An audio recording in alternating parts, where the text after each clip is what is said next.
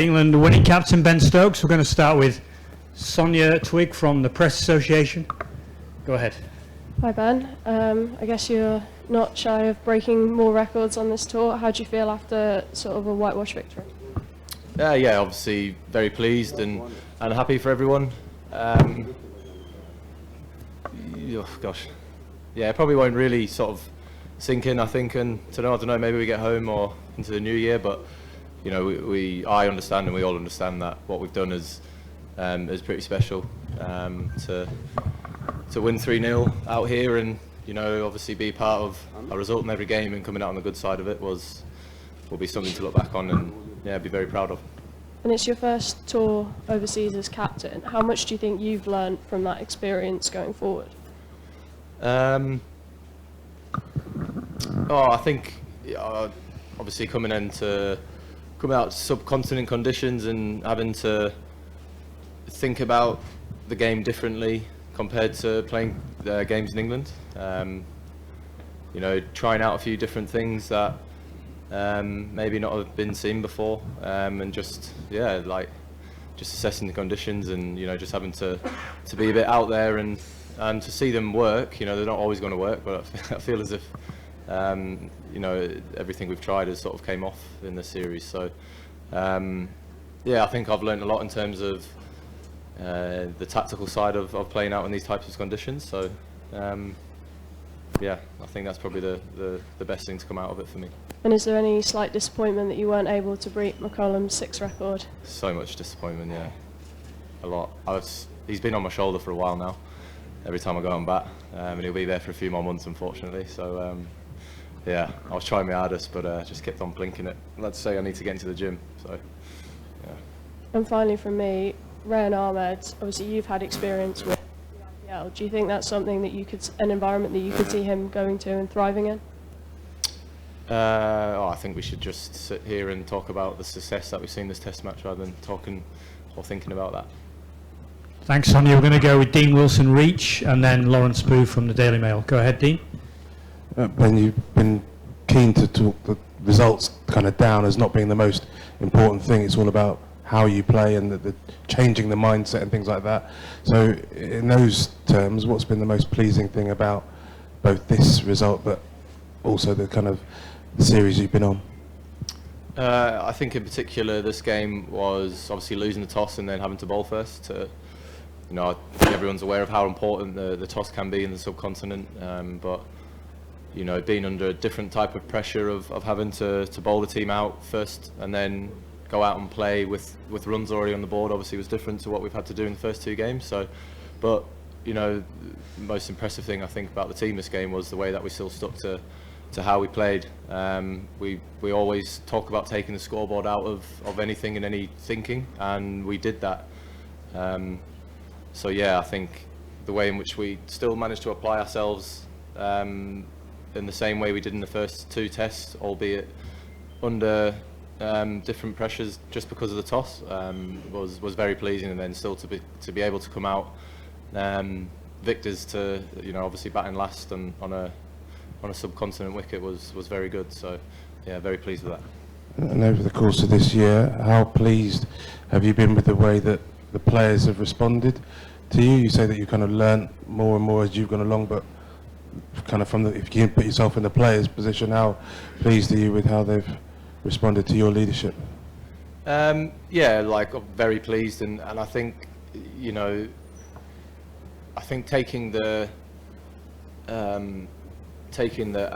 extra pressures that can come with playing the game and just sort of letting the lads feel that the only pressures on them is what the game is, not putting more on them.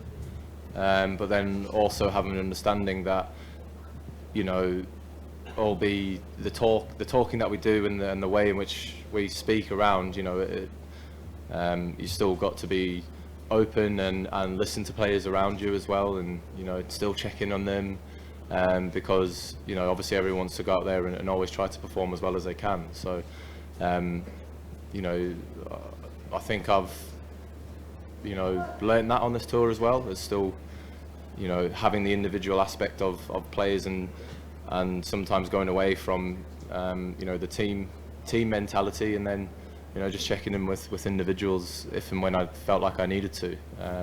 So I think I've learned that on this tour as well. So yeah.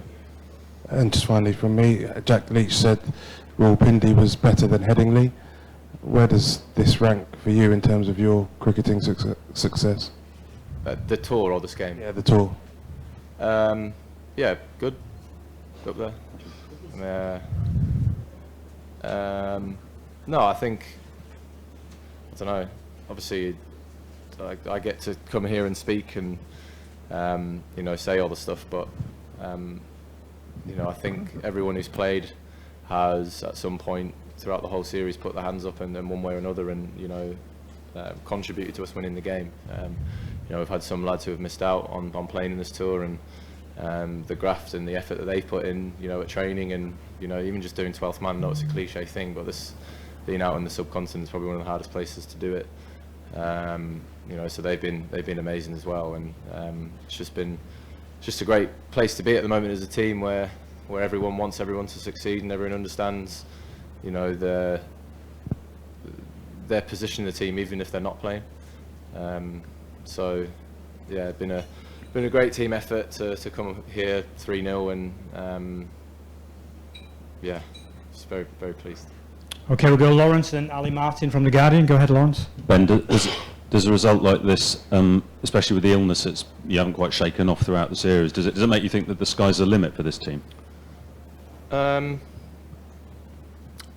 think the illness thing is obviously not been ideal, but we just cracked on. When we've turned up to the ground, we've just cracked on with the cricket, and everyone's just put that to one side and concentrated on what they needed to do in the game at the time. And I don't know if being ill and winning games has any correlation to us going even further. I just think it shows the way in which we just crack on and get on with things. So proud of everyone who's just got through the external stuff with the illnesses and stuff like that's been floating around, and everyone who's put the effort in. We've had some days out in the field and stuff like that where the bowlers and the fielders have came off just drained because they're not feeling great, but they've rested up and then they've all turned up again the next day and gone out. Woody in particular, the role which he's played not feeling great was a huge effort, running in and bowling as fast as he does, and the way in which I used him to be the enforcer and to bowl short and get them playing differently.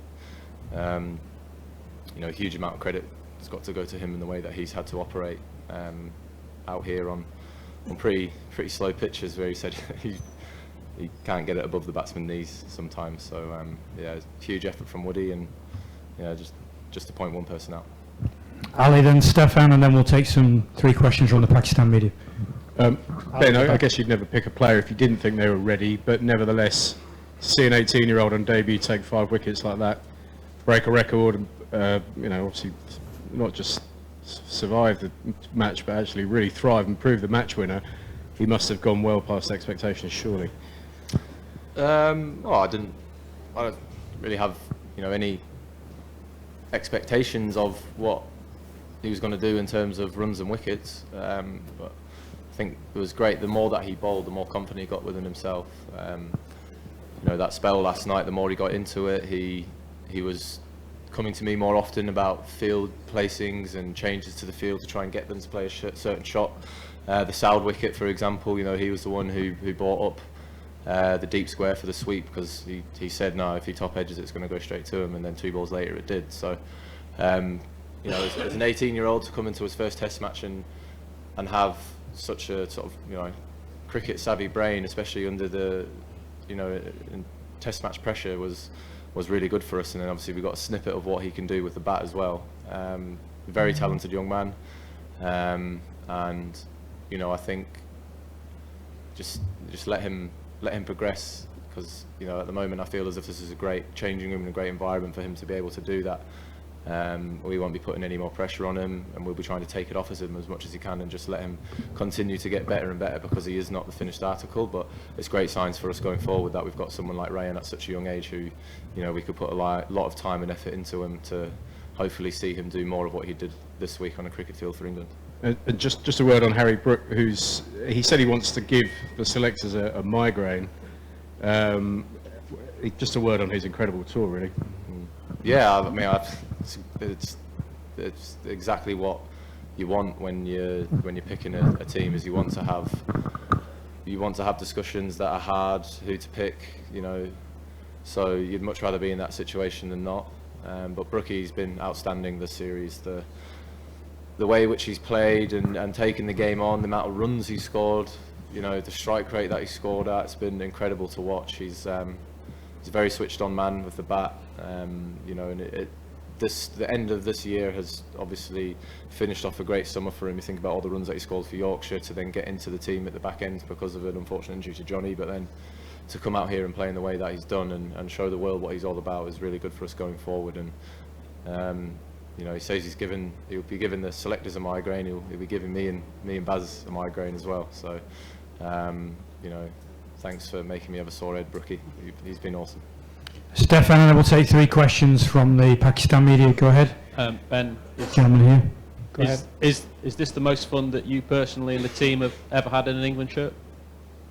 Yeah, definitely. I think just going out and enjoying every moment we can, whatever situation we find ourselves in, or whatever the way. Like the first Test match, obviously the wicket was very, very flat, and just said, "Can we just enjoy the flatness, boys? Like, let's just enjoy the challenge and just see what we can do." Jimmy Anderson smiling, which is an impressive thing in itself when he's out there on the field. So, yeah, it's great time to be in this dressing room. Great time to be playing for England. And I'll just keep encouraging everyone to turn up every day and just enjoy what you're doing. And you know, it's a lot easier to do when we are winning like we are at the moment.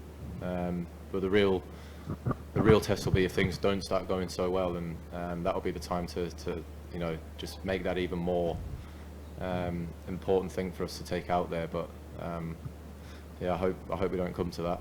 Just to pick up on that point of saying the real test will be when things don't go so well. Clearly you don't want to lose matches, but is that the time when you are going to learn maybe the last thing you don't know about this group, when maybe 2 or 3 defeats come at the same time?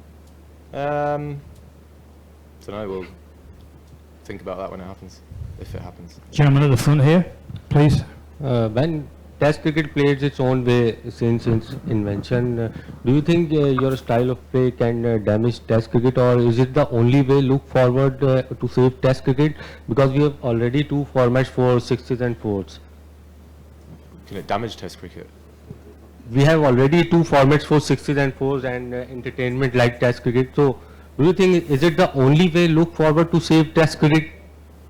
No, I don't think it's the only way, but you know, sport is entertainment for people. You know, people come to watch it, people come to see stuff, they want to see exciting stuff. But you know, I'm not for a minute going to sit here and say other teams should do it, because I don't think that's right. But all we can do is concentrate on the way that we want to play, and if we can have any say in keeping, you know, Test cricket to make it grow and stop people saying that it's a dying format, then we will keep doing that. But you know, I'm not going to sit here and say other nations around the world need to change the way that they play, because you know, I don't think that's my place to say.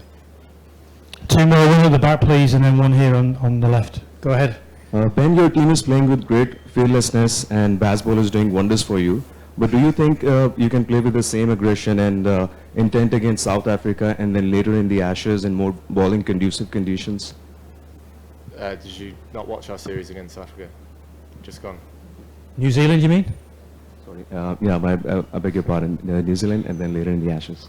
Yeah, I don't think we need to start talking about that. We can just talk about what we've done in the here and now, and we can talk about New Zealand and Australia when that comes along. And last question to our left, Ben. Then we're done. Thank you.